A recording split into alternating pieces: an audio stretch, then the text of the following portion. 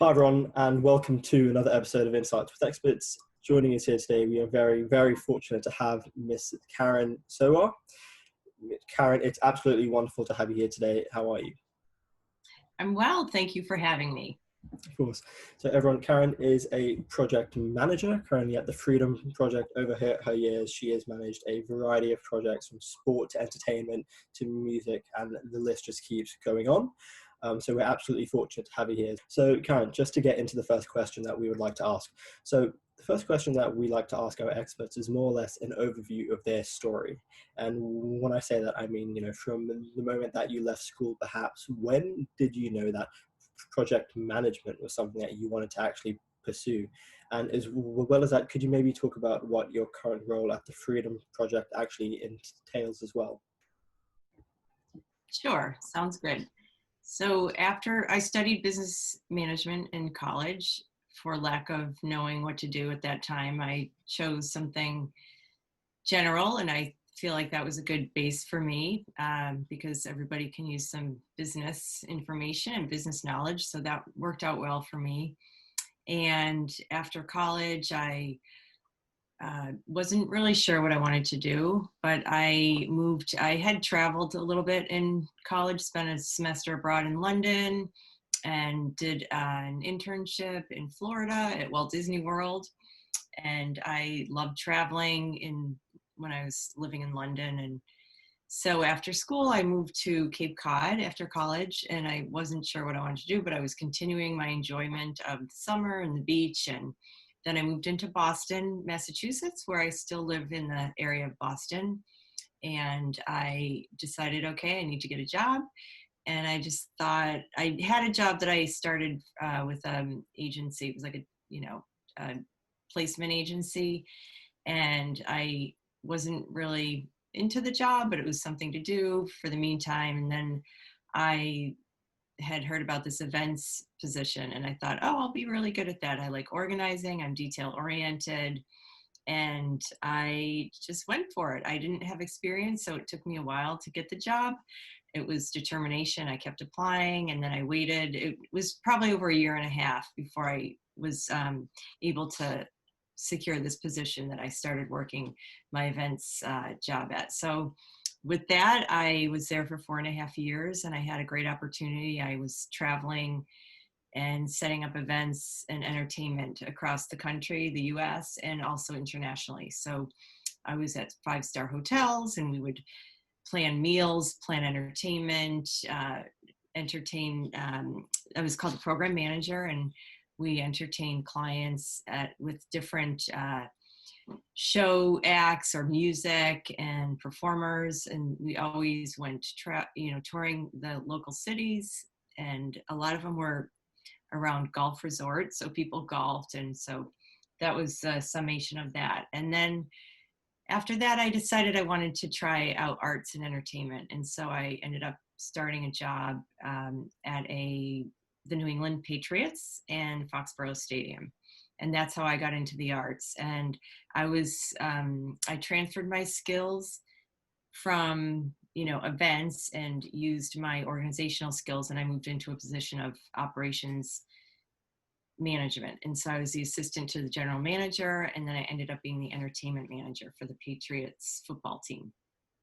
So that was great, and I really enjoyed that. I put together the halftime shows, and the football team, the New England Patriots, is a very good team right now, but at the time when I worked there, they were not a good team. People didn't really come to the games as much, but it was fun to have an opportunity to put together halftime shows, and I created a festival area. I had a lot of freedom to do put my own flair of creativity into the position. And I also worked in publicity, and so stadium operations. Then that led me into a couple other positions in the arts and entertainment. One was at a concert venue. I did similar work, overseeing the concert venue and then planning events. And then I did several other things. Worked for Riverdance, the show. I toured with them. I did some consulting.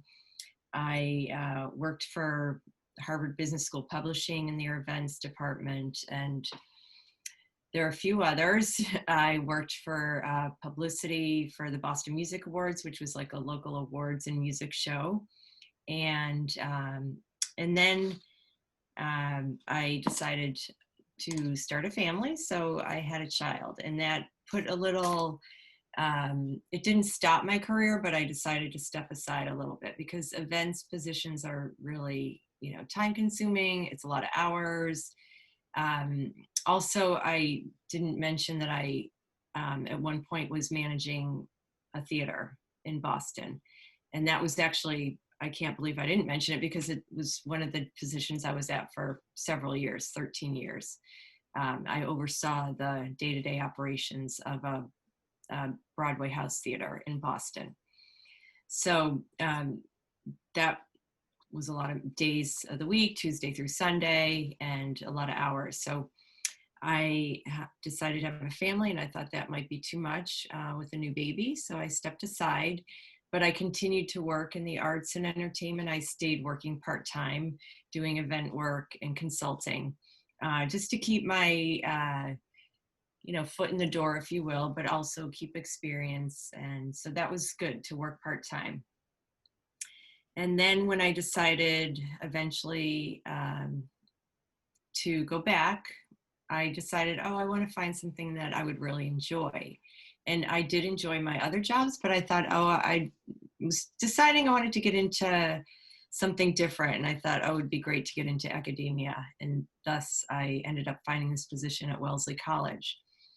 The reason I chose the job is because I liked what the program was about. So it's called the Freedom Project, and I am the program manager there. And the whole idea of it was something that really made me excited, and I really wanted to work there. I thought, this is great. I liked the mission of the project. And that's how I ended up finding my way there. They hired me, and the program is a program for students and to educate youth about learning about different facets of freedom, but also having opportunity to listen to opposing opinions or different opinions, and developing one's own ideas about how one feels about the speaker we may have visit, or the idea that we're setting up for the students to learn. It's a program that people have to apply to join. They fill out an application that they submit, which involves writing essays. We select a small number of students to participate. They have weekly seminars.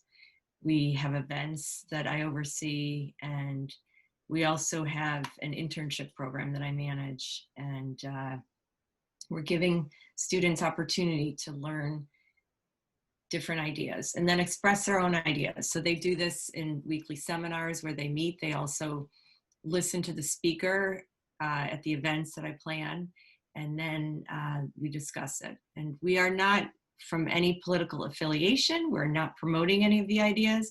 We just support presenting ideas from someone's viewpoint. And so we leave it up to individuals to decide how they feel about whatever the topic is. And because at the college age, it's, people are developing how they feel about something. They may not know what they feel about some facet of freedom, and some people might not feel like they have freedom. And so it's learning about different facets and just developing what one thinks about it. And so we don't influence anyone's opinion. We also create a safe space for discussion of this exchange of ideas. So that's what the Freedom Project is, and a background of my events. As you were talking about Freedom Project, one of the things that struck me was the aim of creating a conducive environment to explore conversation and new views. So in your personal opinion, what do you think are some of the most important things we or organizations can do to create a kind of culture that fosters such open discussion and conversations? I think it's important to create a risk-free space so people can have a safe place to talk about their ideas and be able to exchange their ideas and be able to express in a way where they're not judged or discriminated against. And I think schools are starting to foster this. My son is in middle school, and they are promoting this very situation where they're wanting the young ones. He's in 7th grade. He's 12. They want starting at a young age for students or people to feel comfortable being able to look at the news, read the news, or have a thought about something and be able to express themselves. And I think it's really, really important for our youth and for our community to develop a way for our society to accept this in all over the world, because it's important to have this opportunity for people to have different ideas. We are all going to have different ideas. We do not have the same ideas. Some people have similar ideas to someone else, but we are very different all over the world, and we need to be able to, coexist peacefully and be able to have opportunity to have an idea that might be different than someone else's. It's I think, critical for our society.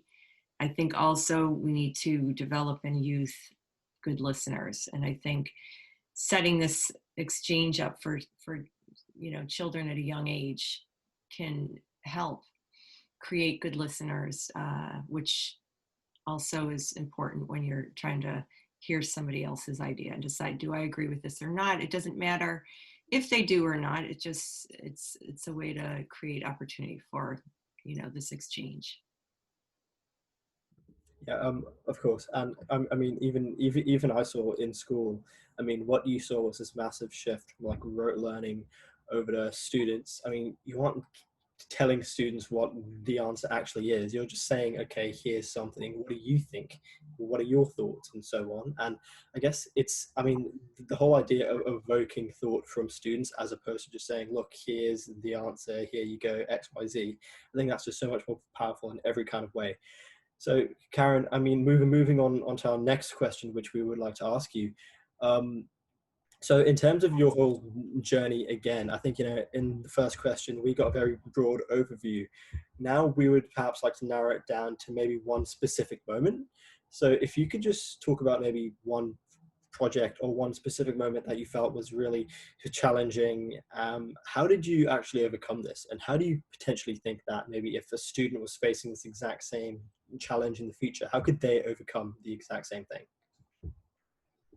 Right. I was thinking of an example. When I started my job at the theater, I was hired. So I had experience with sports entertainment, with concert management, with planning events at a consulting firm, typical business corporation. And I was hired as the theater manager. And usually at a theater, a Broadway house theater, you have a union background. And so you're hired, you go through an apprentice program, and you're hired, you are learning through the apprentice program to be a proper theater manager. And so it's a union position, but I was not a union theater manager. So I was hired. And when I started, I was not accepted from anyone except for the people that hired me. So they did kind of give me a run for my money. They gave me a hard time. The employees, because there were different union departments: stagehands, box office, teamsters, ushers, wardrobe and hair department, and so they were not as welcoming as one would want when you're starting a new job. And so I just tried to keep my head high and tried to do the best to my ability as far as doing a good job in bringing my skills and letting that show for itself. So I had to just really, really work hard at relationships with all the staff and everyone at the theater, and also show that I was capable, and I was capable, which is why I was hired. So my skills of being able to do the job and learn the job, because there was a lot of on-the-job learning as well. So I did have a big learning curve, and they were somewhat right in the sense that I didn't have the background that they probably wanted initially, but with determination, and I kept at it, and I worked really hard at the personal relationships. and it ended up being such a wonderful experience. We all became like a family, and people remember back to that time that we all worked together, because I still am in contact with many of the people that work there, that we felt, what a great time it was when we all worked together, because it became like a family. I worked really hard at trying to take care of the staff and make sure that I was always asking how they were doing, and I planned events for the staff, and I tried to work really hard at that, but also I had to work really hard at doing my job. And it was a good lesson. I feel like anything you work really hard at and that's challenging, you always learn from. It builds character, as they say, when you're young. Different challenges build character, and it really does. And so it helped me, and it was great. I think back highly of my time there, even the beginning. Caryn, we'll now be switching over to the next portion of our interview. So we'll now be switching over to the guest student. So Emily Jaya Mohan is a current commerce student at the Australian National University. Yeah, I did have a couple of questions for you. And I was wondering, sort of like, so I am a current commerce student, and I was wondering, going back to sort of like the start of your career, I know that you were a business graduate, and I was wondering if any of what you learned from your business studies helped you and influenced your career path, and even interacting with students now at Wellesley College. Do you have any advice for business students on exploring different positions? I think my business background helped me a lot with an overall sense of understanding how to approach different office environments or office settings, which it wasn't really an office. Like, I worked at a concert venue, I worked outside. When I worked there, I worked at a theater, inside a theater, and so there are different environments, but the general knowledge helped me a lot, I think, just to learn about basic business operations. I also did manage budgets, do payroll, set weekly settlements, and I feel like business actually really helped me, because the arts and entertainment, there's a flair of creativity with a lot of people that try to get involved and work there, and I think that my business background helped me have a broader sense. And as far as exploring different areas of what you may be interested in, I think it's good to always explore other areas and talk to others and find out what the area of study is like, or think of maybe something you would like to do in a job, or with your if you have an interest, and see how that would translate into sort of an area of study, or into a position that you may want to work at in the future. Does that answer? Yeah. And I was wondering, just as you were saying that, did you know that you wanted to be involved in theater management from when you were studying? Was it like an interest that you followed, or was it just sort of something that you sort of fell into? It's one thing led to another, and it's so funny because I went to a college. I went to Ithaca College in New York State, and it was had a really big communications school, and it had a big theater program, and I didn't get involved in any of that when I was there. I was in the business program, and so it's funny because I joke, because my career ended up being in the arts and entertainment, and I didn't always think that I was going to get into theater. I liked events, and that's why I decided to get into event management, which is how I started. But I didn't know that in college at all. I just thought I'd be good at planning events, and I liked going to events. I'm social, and I support a lot of different events. And also personally, I like music, and I'm interested in art and music, and I'm interested in, any cultural events around. So my personal interests of liking live music led me to these different positions. They were also one-of-a-kind positions, and I've always found a one-of-a-kind job. And some of it I ended up making my own. I developed the position into what I was good at. And so, for example, at the New England Patriots, I created this festival area when you walk into the stadium, and this was never done before. And so I set up themed exhibits, and I used my ideas and was able to present them. And then I was able to create a whole, something that was what I put into it and made it unique. And that was really rewarding. And that's happened with most of my jobs because I had shown my skills and also was determined that that translated into providing other, more opportunity at each position. Yeah. And I was wondering as well, because for a lot of the events that you've sort of managed, they have different focuses and they have different missions. So I was wondering, sort of like broadly for you, how do you determine success in like the different projects that you've managed, both personally and on a wider scale as well?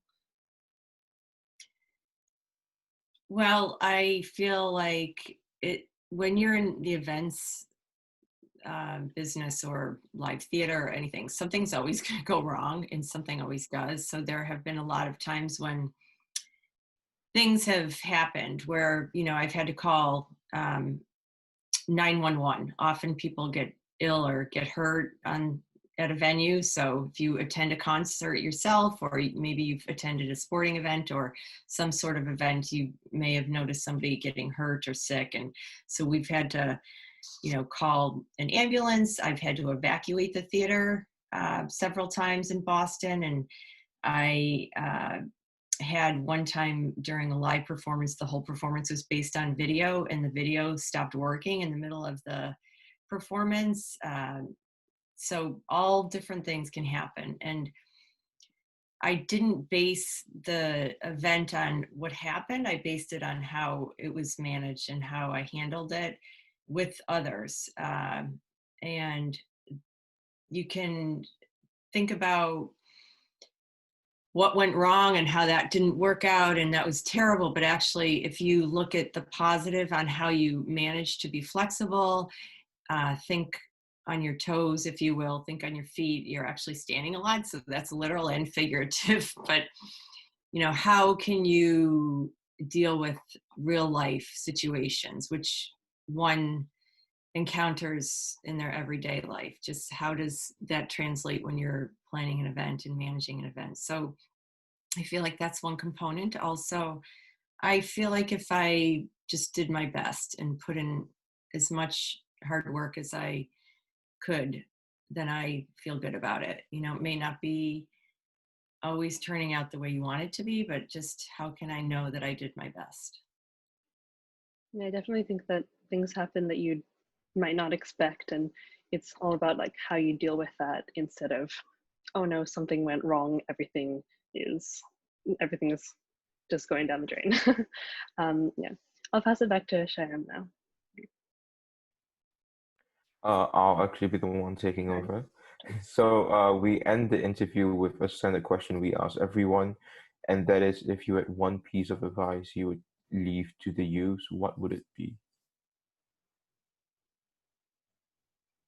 Well, it's interesting. I wish somebody gave me this advice, and it's something I work on personally.